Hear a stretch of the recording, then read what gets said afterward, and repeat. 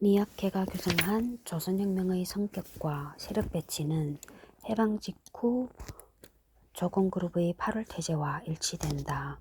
조선의 막스주의는 코민테른이라는 자장, 즈창 속에 놓여 있었다.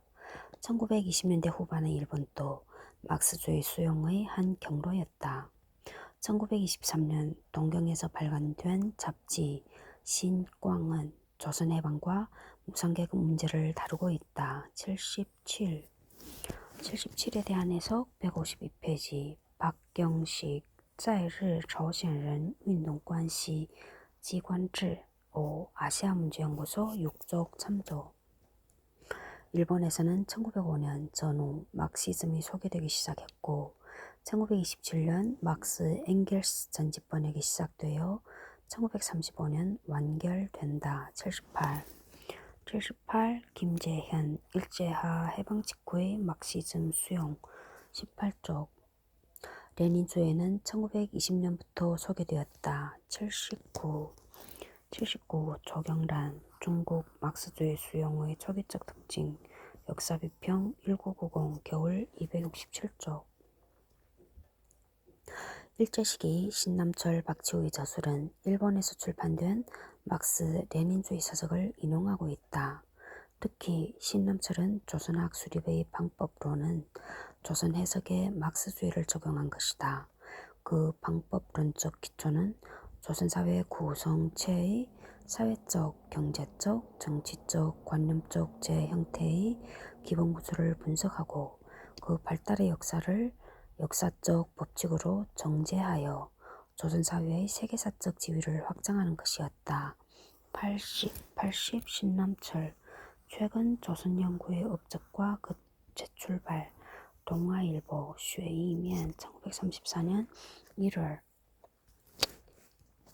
이는 막스주의 주체화를 위한 시도로 평가될 수 있다. 러시아에서 박헌영에 의한 막스 레닌주의 수용, 미학계를 통한 경성제대 내의 젊은 학자들의 막스 레닌주의 학습, 일본을 통한 사회주의 유입은 모두 코민테른의 영향 속에서 이루어진 것이다. 이 새로운 세계관의 수용은 막스와 엥겔스 그리고 힐리치 이름으로 이루어졌다. 특히 사회주의와 민족해방투쟁을 결합시켰다는 점에서 레닌주의 수용은 사회주의적 근대기획의 이념적 출발점으로 볼 수 있다. 레닌은 사후에도 모든 살아있는 이들보다 더 강력한 생명을 보유하고 있었다. 81 박노자 레닌 비사유주의적 민주주의 혁명의 흥망 레닌과 미래의 혁명 그린비 2008 103쪽.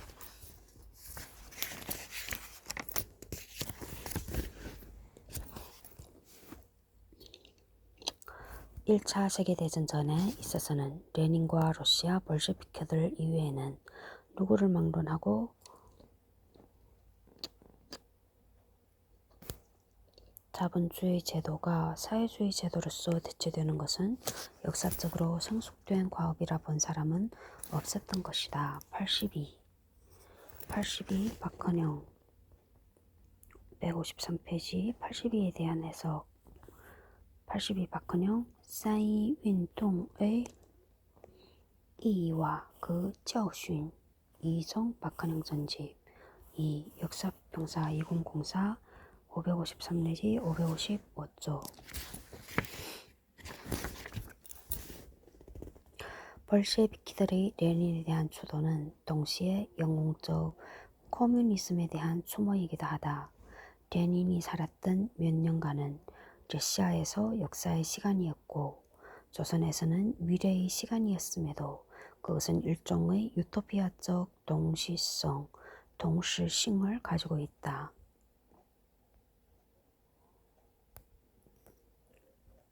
레닌의 활동은 그의 시대에 일어났던 일들을 순식간에 과거로 만들어버리고 그를 금세 멀어지게 만들 정도로 일의 진행을 가속화시켰다. 그럼에도 레닌의 활동은 시간적으로 멀어질수록 공간적으로는 확장되었다. 83 발터 베냐민 모스크바 일기 그린비 2005 220쪽. 1930년대 전후 박헌영, 신남철, 박지우, 김태준, 이강국, 미학계 등을 통하여 국내외에서 막스 레닌주의의 역사 철학이 본격적으로 수용되었으며 이들의 사상적 결합은 조선의 사상사와 사회운동사에 있어서 중요한 토대가 되는 것이다. 이는 경성 콤그룹과 조선공산당 중앙위원회를 중심으로 하는 조직적 실천으로 나타났다. 한국 근현대 사상사에 있어서 재검토될 이유가 충분한 이념형 사회주의자들의 역사 철학은 1920 내지 30년대 레닌주의 사상적 관련 속에서 성립되었다고 볼 수 있다. 특히 신남철이 설정한 역사적 시간성과 역사적 주체성의 개념은 근본적으로 동일한 이들의 역사 철학을 독보적으로 파악, 표현한 것이라고 할 수 있다. 신남철은 역사는 노동의 시간성이며 인민대중은 노동의 실천을 통하여 역사 발전의 주체가 된다고 설명하였다. 이러한 역사 철학이 사회주의적 근대기획의 방법론적 기초가 되었음은 자명하다.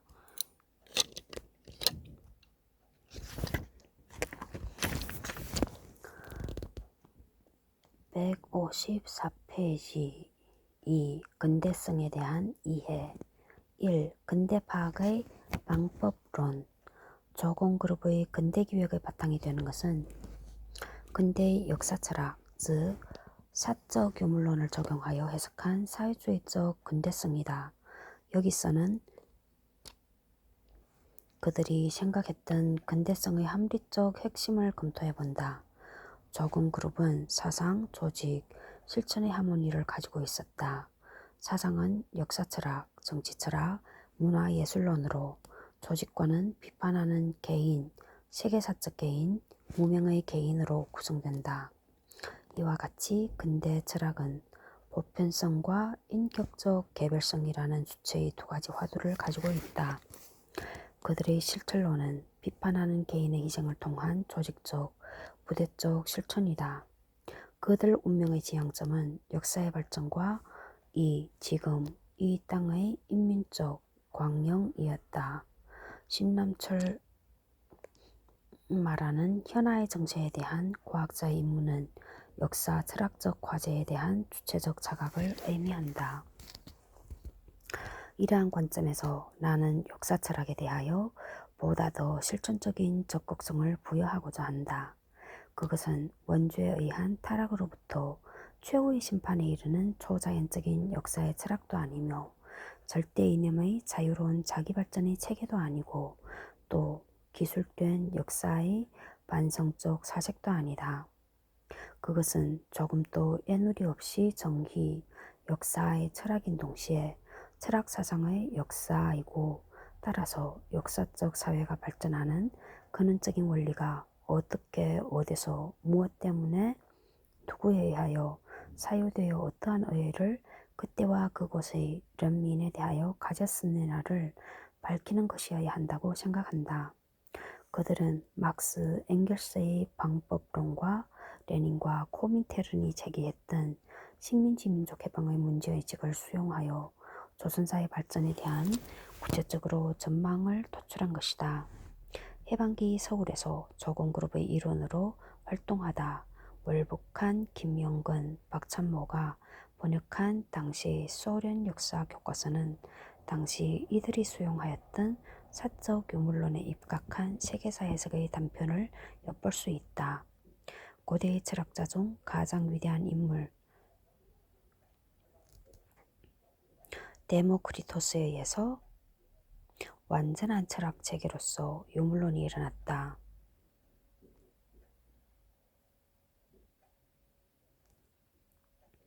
이 유물론이야말로 기후 2000년이 지나서 변증법적 유물론의 형체에 주소되어 근대적 프로레타리아를 위하여 막스, 엥겔스, 레닌의 천재에 의해서 단련해 놓은 바 혁명이론이 된 것이다.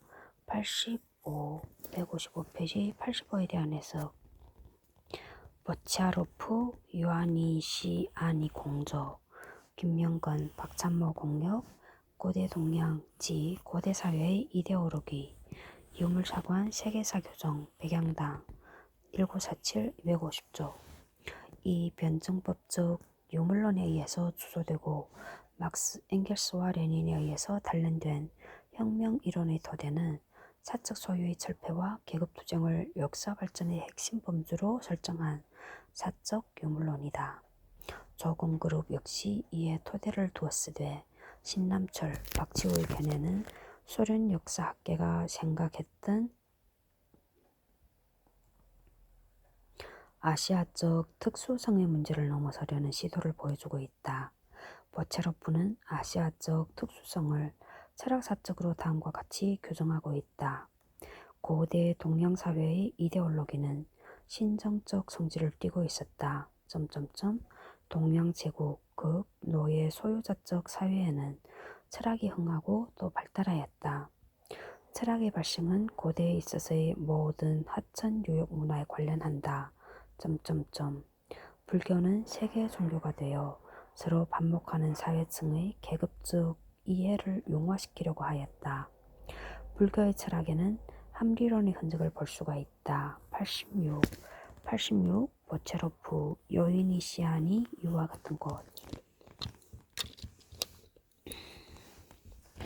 불교 철학의 합리론은 동양적 사유의 가능성을 긍정한다는 점에서 내적 발전의 동인을 완전히 부정하는 헤겔의 식물적 아시아관보다는 나은 것이다.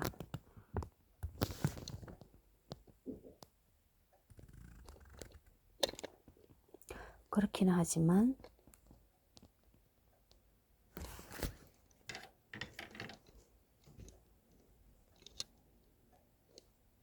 서양 중심의 단설론적 역사 발전과는 아시아적 특수성에 대한 논의에서 그대로 나타난다. 이 점은 그 선의에도 불구하고 사회주의가 자본주의적 근대화 논리와 완전히 절연하지 못하고 있음을 보여준다. 우리 시대를 이해하려면 동양의 최고대의 국가적 구성의 생활에 관해서 약간의 일반적 지식이 필요할 것이다. 어째서 아시아적 생산 방법은 특수한 그리고 독립한 사회적 경제적 구성을 창조하지 않았는가? 87에 대한 해석 156페이지.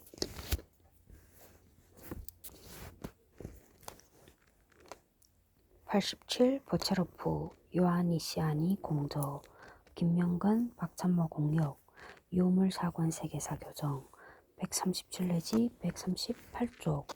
이 인용에서 나타나는 아시아적 생산 방법의 특수성이란 독립적 사회경제적 구성체를 발전시키지 못하는 특수성이다. 이는 결국 역사 발전의 보편 법칙 안에서 해명되어야 하는 특수성이다. 그러므로 아시아에서의 자본주의적 정견은 물론 지향되어야 하는 것이긴 하지만 1차적으로는 필연적 과정으로서 정당화되어야 한다. 여기에서 사회주의가 가지는 유럽 중심주의의 한계점이 보인다.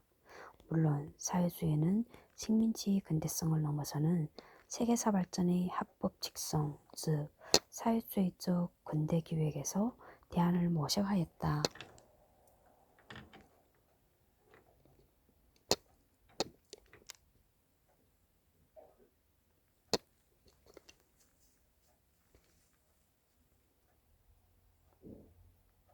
이 보편성의 기준은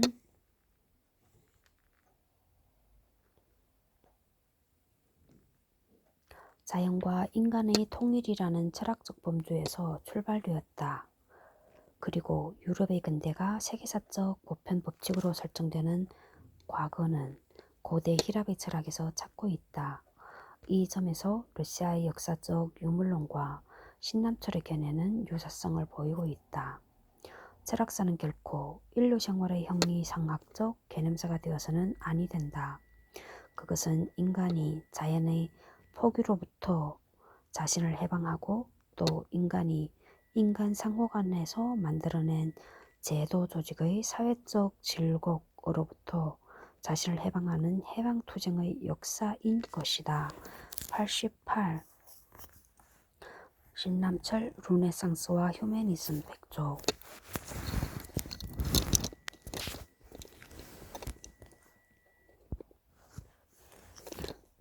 인도 진화의 철학자, 관념론자의 지방적인 의의가 아무리 큰 것이라 하더라도 힐랍 철학은 그 보편적인 의의로 말하여 제1위를 차지할 것이다. 89. 보체로프, 요아니시 아니 공조, 김명건, 박찬모 공욕, 유물사관 세계사 교정 250쪽.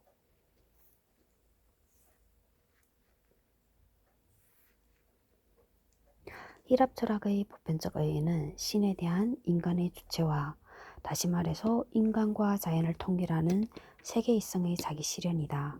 이것이 역사 발전에 있어서